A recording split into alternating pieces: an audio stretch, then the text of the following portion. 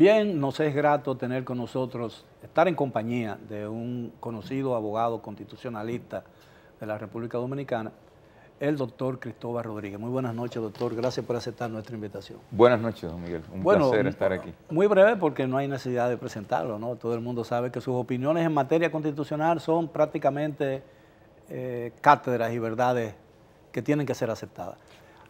¿Cómo usted definiría como experto en materia constitucional lo que está ocurriendo en el Congreso con dos leyes fundamentales que evidentemente las rencillas y las rivalidades internas en los partidos están obstaculizando su aprobación? Me refiero a la ley de partidos políticos y la todavía más importante ley electoral. Mire, lo que está sucediendo hoy con esas leyes en el Congreso es un reflejo de lo que ha sucedido, sobre todo en torno a la ley de partidos en los últimos casi 20 años. Es decir, el sistema de partidos, el liderazgo político nacional no ha tenido interés en dotar al país de un régimen de control sobre las acciones de los partidos políticos, de manera muy particular sobre los recursos, los cuantiosísimos recursos que manejan los partidos políticos. Respecto de la ley electoral, la reforma sustancial que debe producirse a la ley electoral, la cuestión tiene un matiz que lo hace la situación más dramática, porque hay una serie de desfases muy importantes en la norma, en la ley todavía vigente, que se originan a partir de la proclamación de la reforma constitucional del año 2010 y que hace inexcusable que 8 años después esa ley no se hayan producido las adaptaciones que el nuevo marco constitucional impone a esa ley. Por ejemplo, la ley vigente no reconoce la composición directiva de la Junta. Sí, cosas de esa naturaleza. Sí, la ley habla de dos cámaras, una administrativa responsable de organizar y administrar las elecciones y otra contenciosa para dirimir los conflictos que resultan de las elecciones, pero hay un Tribunal Superior Electoral que ya tiene su propia ley, no así la Junta Central Electoral. Claro, entonces yo pienso que... Pero esa normalidad o irregularidad, como se ve, ¿qué efecto podría tener desde el punto de vista de la legalidad y la legitimidad del proceso electoral que organiza esa Junta si esa situación no se normaliza? Las consecuencias son esencialmente políticas, es decir, si no hay posibilidad, si no hubiera, yo confío, yo aspiro a que ambas leyes sean aprobadas. Pero si se presentara el escenario de que no hay posibilidad de acuerdo para aprobar las leyes, ese va a ser ya el primer elemento anticipado de desconfianza radical en el resultado del proceso electoral del 2020. ¿Y podría originar una situación de hecho? Es decir, aquí ya... ¿Podría resultar una situación de facto? Podrían producirse situaciones y escenarios inimaginables, porque fíjese que en el año 2016 toda la situación cercana a crítica que se produjo alrededor del tema de la transmisión de la información, de la incorporación del conteo electrónico de votos. Es decir, hoy yo pienso que hay un ánimo mucho más beligerante, mucho más exigente respecto de la necesidad impostergable. Es decir, como nunca se ha planteado como impostergable, como absolutamente necesario que lleguemos al torneo electoral del 2020 con una ley de partidos y con una ley electoral. En el caso de la segunda, que produzca todas y cada una de las actualizaciones y de las compatibilizaciones que la Constitución impone, y en el caso de la ley de partidos, que establezca las líneas más importantes para la regulación de la actuación de los partidos. ¿De qué estamos hablando?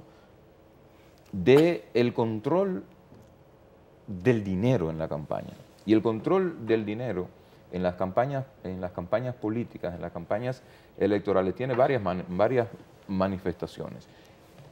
Control sobre la procedencia del dinero, es decir, garantía. Del dinero que proviene de fuentes privadas, ¿no? Mecanismos de garantía de licitud en términos de la procedencia de los recursos. Aquí, un ex procurador de la República, hoy formalmente precandidato con aspiraciones a ser candidato presidencial, el doctor Francisco Domínguez Brito, llegó a hablar, siendo procurador general de la República, de cómo el lavado de dinero había ingresado a las campañas políticas. Entonces, tenemos un primer tema relacionado con el dinero. Pero el otro asunto relacionado con el dinero, más allá de la procedencia de los recursos, es la necesidad de regular los montos que de manera razonable pueden ser puestos al servicio de una determinada candidatura, porque nosotros no podemos continuar con ese proceso de desvirtuamiento de la democracia, que significa que lo que termine decidiendo por quién vota una buena parte del electorado es el dinero que ese aspirante es capaz de poner en sus arcas. Entonces, ¿usted es partidario de que se limite el monto, los montos de las donaciones de fuentes privadas, ¿no? Que se identifiquen las fuentes de esas donaciones. Que se identifiquen las fuentes, que haya transparencia respecto de las fuentes y que se establezcan montos razonables. El proyecto de ley de partidos, en los términos en que se encuentra todavía en el momento en que estamos conversando en esta conversación, plantea algunos pasos, pero yo pienso que son insuficientes. Pero también para poder tener control sobre la procedencia de los fondos y que se identifiquen esas fuentes, también tendría que imponerse un monto de gasto, ¿no?, en la campaña electoral. Gastos en la campaña, por supuesto, a eso me refiero. Es decir, no es posible que no haya tope, no es posible que no haya tope. Máxime, y porque una cosa está ligada con la otra, máxime cuando se sabe que en muchos lugares ha habido penetración de instancias organizadas del crimen al mundo de la política. Doctor, su preocupación por la posibilidad de que no se llegue a un acuerdo en esta legislatura con relación a esos dos grandes proyectos de leyes por el que el país ha estado esperando durante muchos años, aumenta y se incrementa por el hecho de que le queda muy poco tiempo a la actual legislatura.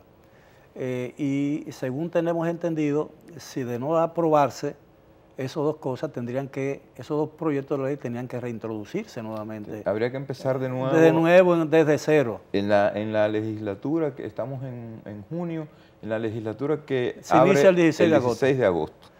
El presidente, naturalmente, tiene facultad constitucional para prolongar la legislatura en el caso hipotético, pero me parece que queda muy poco tiempo. Como quiera, es poco tiempo. Estamos caminando contra el reloj. Cuando usted tiene la información oficial o la advertencia oficial de la Junta Central Electoral, que es el órgano responsable de administrar y de gestionar el proceso en los términos que manda la Constitución y la ley, de que están tomando las previsiones para ir al torneo electoral al margen de que haya ley o no, ya es para que usted se preocupe. O sea, porque lo que está haciendo el presidente de la Junta y el órgano en general es advirtiendo de los riesgos de ir al proceso sin la ley y sobre todo de la precariedad de los tiempos para que la Junta pueda asumir la administración del proceso de conformidad con los términos de una legislación nueva. Así es. Doctor, si usted me lo permite, tenemos que hacer una breve pausa. Regresamos con nuestro distinguido invitado de esta noche, el doctor Cristóbal Rodríguez. Siga con nosotros. Edición Nocturna regresa después de la pausa.